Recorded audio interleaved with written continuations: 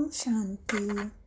आज मीठे प्यारे बाबा की मुरली, बाबा विशेषता आज 16 कला संपूर्ण की याद दिलाते हैं। फिर बाबा के बताते कि पाप मुक्त आत्माओं की निशानियाँ और पाप मुक्त होने की युक्तियाँ भी बाबा बताते हैं। फिर बाबा बताते बच्चे तुम्हें मृत्यु लोक से वापस अमर लोक परम धाम जाना है, सुख धाम जाना है। फिर बाबा बताते बच्चों तुम्हें शंकर से कुछ नहीं मिलता, भोलेनाथ शिव बाबा से ही सब कुछ प्राप्ति होनी है। तो यह अनादि ड्रामा है और तुमने ही गीत गाया है, भोलेनाथ से निराला, गौरीनाथ से निराला और कोई नहीं।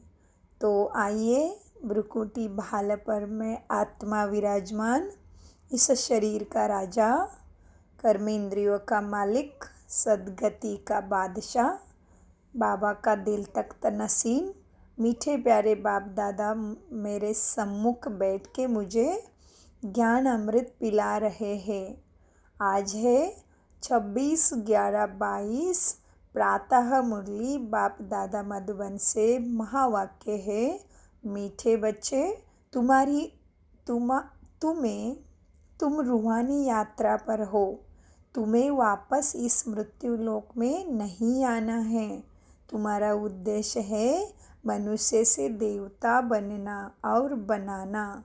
इस मृत्यु लोक में वापस नहीं आना है मतलब अपने अंदर में अभी कोई भी कलयुगी तमोप्रधान गुण नहीं रहने चाहिए, इसका अटेंशन देना है। तो प्रश्न है 16 कला संपूर्ण बनने वालों की निशानी क्या होगी? उत्तर है वो अपनी झोली ज्ञान रत्नों से अच्छी तरह से भरकर दूसरों की भी भरेंगे। ज्ञान रत्नों का दान कर अपना मर्तबा ऊंचा बनाएंगे।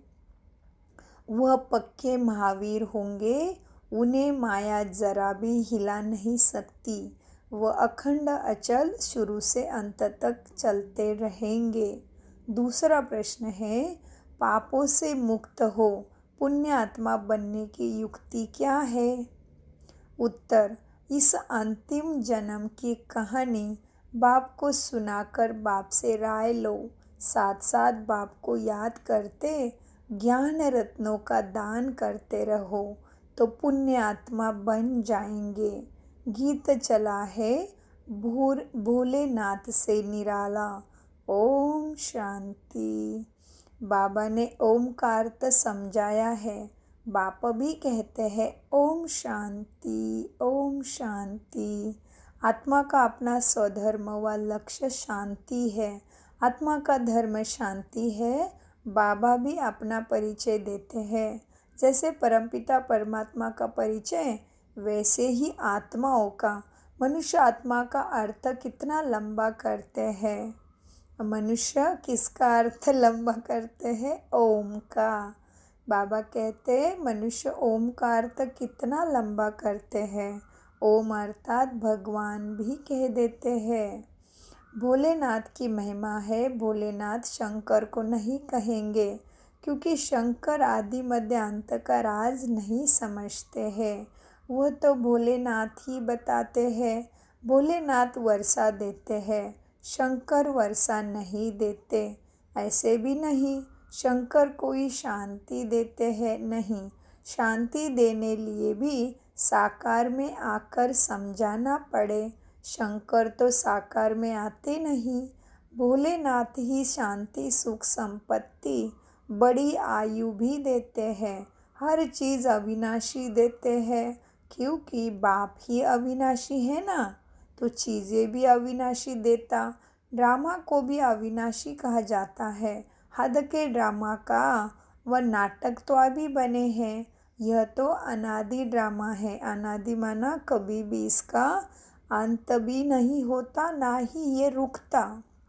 बाबा कहते ये बेहद का नाटक है। स्थूल नाटक मनुष्य के होते हैं, वो रिपीट होते हैं।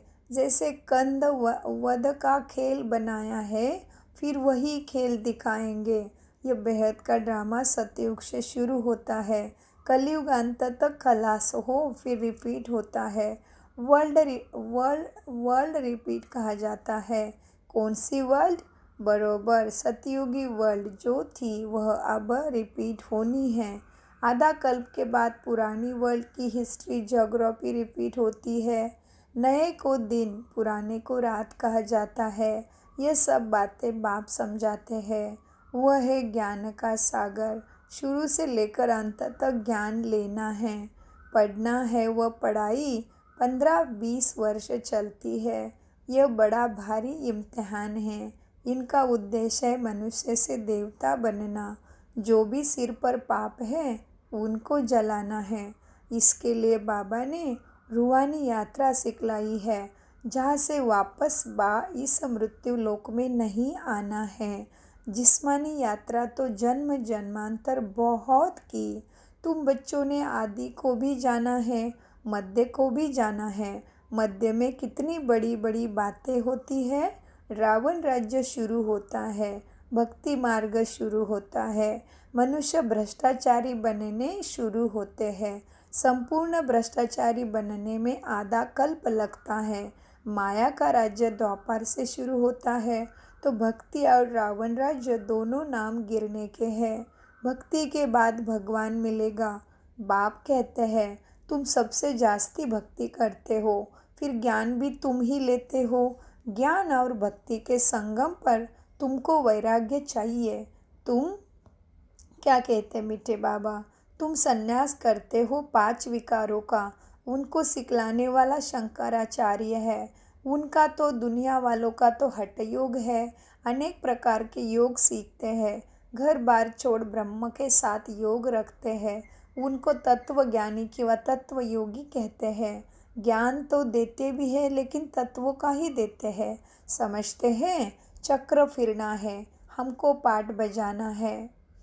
यह बातें उनके आगे है जैसे बंदर के आगे डमरू बजाए। अब बंदर मिसल मनुष्य को मंदिर लायक बनाने के लिए यह ज्ञान डांस तुम बच्चों को करना है। ज्ञान डांस को उन्होंने डमरू नाम रख दिया है और कहते हैं राम ने बंदर सेना ली। अभी राम कौन? परमपिता परमात्मा। हाँ, इसीलिए देखो कहते राम नाम सत्य है। कोई नहीं कहता कि सीताराम सत्य है, नहीं। राम माना परमपिता परमात्मा, जो मेरे आत्मा के मन बुद्धि को शांति सुख देता है, मन को आराम देता है, वो है राम। हाँ, इसीलिए देखो जो मनुष्य अच्छा नहीं रहता है, दुर्गुण है, तो कहते इसमें कोई राम नहीं है, इसके बात करना व्यर्थ है। और जब प्राण चला जाता है तभी कहते हैं राम नहीं रहा है। हाँ, तो ये बात समझने की है। बाबा कहते राम ने बंदर सेना ली। बाबा समझाते हैं तुम सब बंदर थे। शिव बाबा ज्ञान डमरू बजाए बंदर से मंदिर लायक तुम्हें बनाते हैं।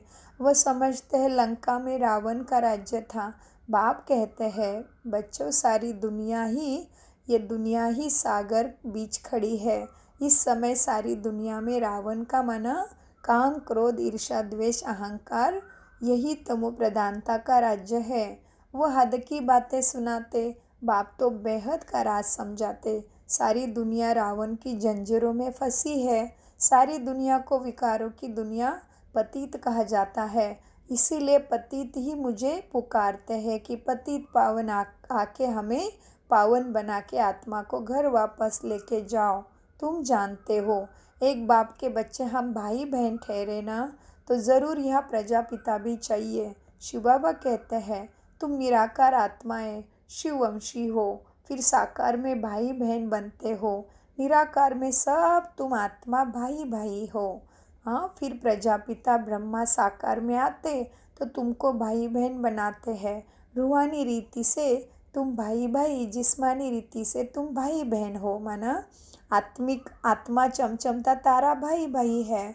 और जब शरीर में आते हैं तो आत्मा ने शरीर धारण कर लिया तो भी भाई बहन हो। यह निश्चय रखना कि हम शिववंशी प्रजापिता ब्रह्मा कुमार कुमारियाँ हैं। वर्षा पाना है बाप से। बाप को अविनाशी सर्जन भी कहा जाता है। हर एक का कर्म बंधन अलग अलग है। बाप आकर कर्म अकर्म विकर्म की गति समझाते हैं। हाँ, अगर ये मुरली कोई राजयोग करे बिना सुन रहा है तो आपको कर्म क्या है, अकर्म क्या है और विकर्म क्या है वो जानने के लिए अपने नज़दीकी किसी भी ब्रह्मा कुमारी सेंटर में जाके फ्री सिखाया जाता है। वो 7 दिन का राजयोगा ज़रूर करें। और ज्ञानी कोई ये जिन्होंने कोर्स किया है वो मुरली सुन रहे हैं तो कर्म अकर्म विकर्म की गति जानना है तो ज़रूर हमें मैसेज करें, हम इसका विस्तार आपको बताएंगे जो बाबा ने हमें सिखाया है। बाबा कहते हैं बच्चों, हर एक को अपनी जीवन कहानी सुनानी होती है, यह तो जानते हो। दोपहर से लेकर तुम पतित बनते हो, अब यह तुम्हारा अंतिम जन्म है। जो कुछ पाप किए वह सब कुछ जमा होते आए हैं, अब हमको पुण्य जमा करने हैं। इतने पाप जन्म के पाप कैसे कटेंगे, हम पुण्यात्मा कैसे बनेंगे। इसलिए बाप कहते बच्चे मुझे याद करो तो तुम्हारे पाप कर्म कटेंगे, माना विकर्म विनाश होंगे। और क्या करो, ज्ञान रत्नों का दान भी करो तो बहुत दान करेंगे तो ऊंचा मर्तबा पाएंगे। भारत जैसा दान और कोई देश करता भी नहीं। अब उनको मिलता कहाँ से है, बेहद के बाप से बड़ा। बाबा कहते बाबा बड़ा ही भोला भंडारी है। बाप आकर जियदान देते हैं, झोली भरकर तृप्त कर देते हैं।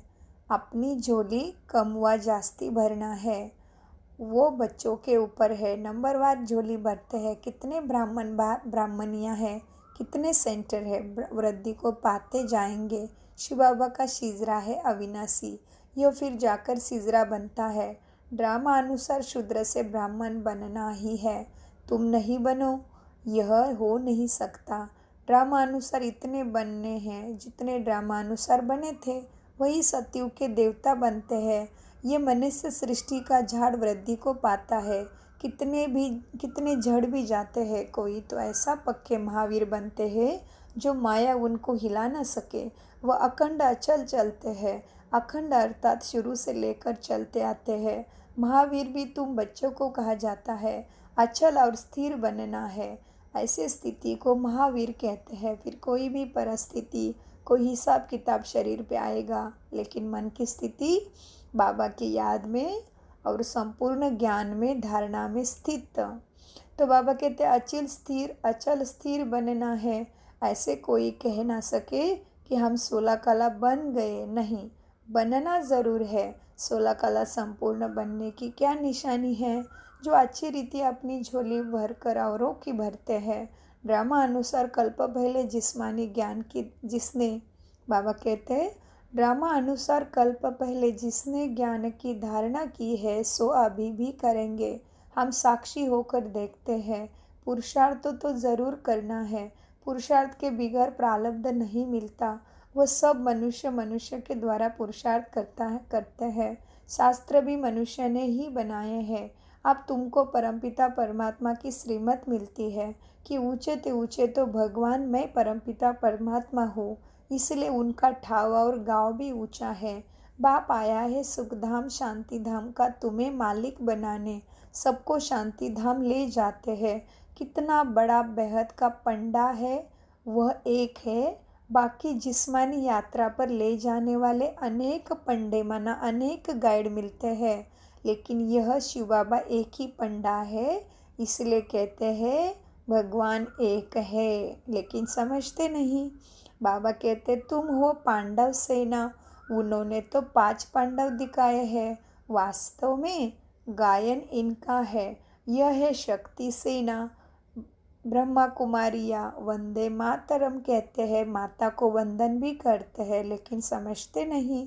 हाँ, यह है शक्ति सेना। वंदे मातरम मुख्य भारत है, सबका माता पिता है।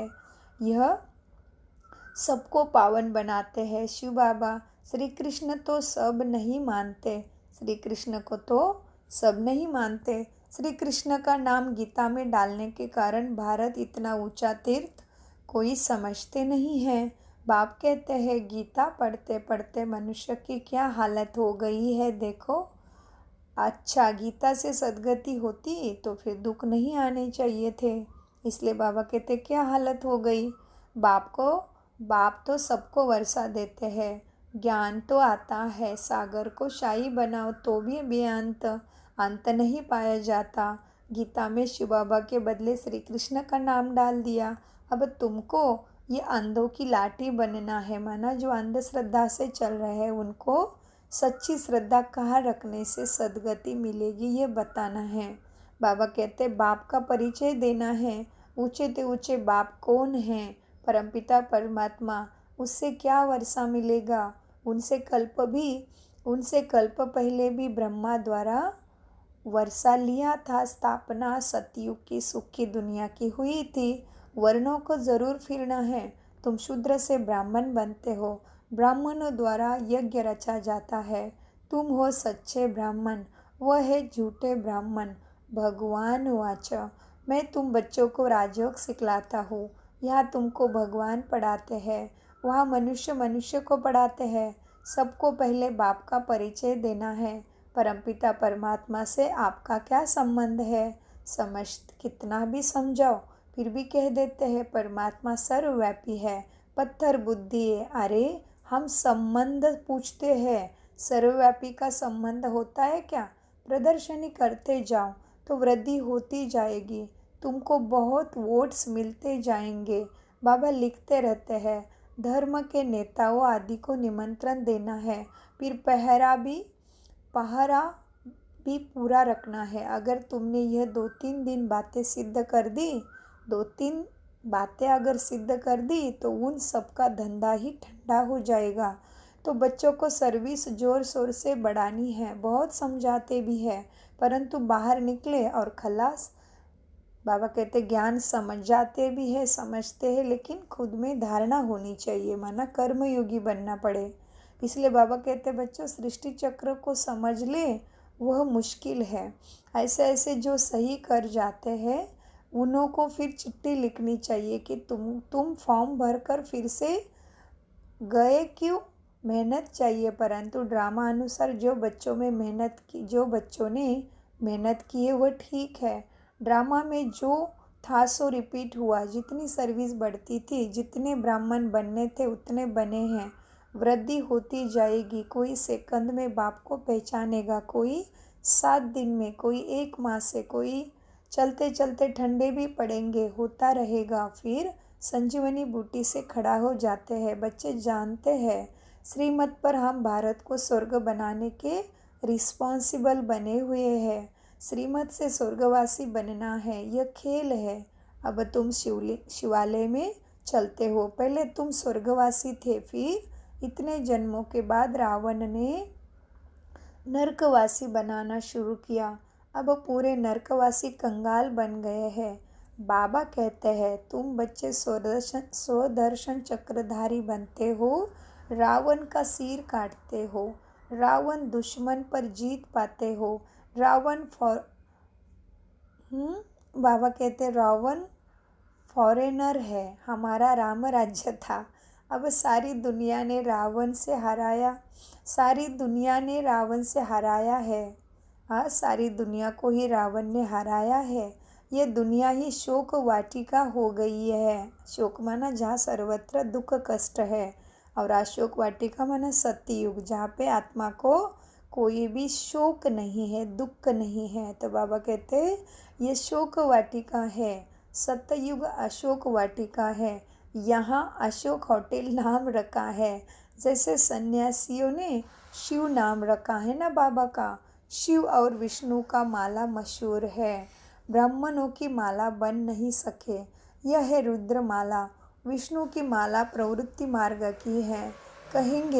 मनुष्य कहेंगे इन जैसा पावन बनाओ। एम ऑब्जेक्ट सामने खड़ा है। बाबा कहते तुम्हारे सामने एम ऑब्जेक्ट खड़ा है, तुम शाम से सुंदर बनते हो, पुरानी दुनिया को लात मारते हो। श्री कृष्ण की आत्मा गोरी थी, इसलिए स्वर्ग का गोला उनके हाथ में दे दिया है। कृष्ण नारायण सब शिव को भी काला बना दिया। जो शिव परमपिता सर्व का रचयिता है उससे भी नहीं जानते। अच्छा, मीठे मीठे सिखी लदे बच्चों प्रति माता पिता बाप दादा का याद प्यारा और गुड मॉर्निंग। रूहानी बाप की रूहानी बच्चों को नमस्ते। हम रूहानी बच्चों का रूहानी बाप दादा को याद प्यार गुड मॉर्निंग। नमस्ते प्यारे बाबा, नमस्ते। धारणा के लिए मुख्य सार, बाप समान मनुष्य आत्माओं को जीवदान देना है। बेहद के बाप से दान लेकर दूसरों को देना है। महादानी ज़रूर बनना है। स्वदर्शन चक्रधारी बन रावण का सिर काटना है। बेहद का वैरागी बन विकारों का तुम्हें संन्यास करना है। वरदान, सद्गुरु ने हाथ रख दिया। संगम युग पर सदा प्रत्यक्षता का ताजा फल खाने वाले शक्तिशाली व तंदुरुस्त भव। वरदान का विश्लेषण है। संगम युग की विशेषता है जो एक के पदम गुना प्राप्ति होती है और प्रत्यक्ष फल भी मिलता है। अभी अभी सेवा की और अभी अभी खुशी रूपी फल मिला, तो जो प्रत्यक्ष फल अर्थात ताज़ा फ्रूट खाने वाले हैं वह शक्तिशाली व तंदुरुस्त होते हैं। कोई कमज़ोरी उनके पास आ नहीं सकती। कमज़ोरी तब आती है जब अलबेले होकर कुंभकर्ण की नींद में सो जाते हो। अलर्ट रहो तो सर्व शक्तियाँ साथ रहेगी और सदा तुम तंदुरुस्त रहेंगे। स्लोगन, फॉलो एक ब्रह्मा बाप को करो, बाकी सबसे गुण ग्रहण करो।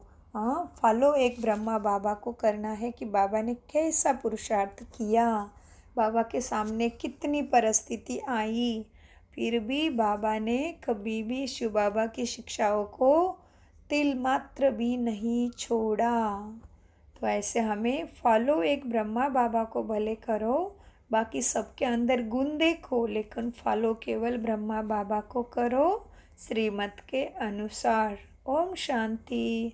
शुक्रिया मीठे प्यारे बाप दादा का अनगणित पदम गुना। शुक्रिया, शुक्रिया फरिश्तों।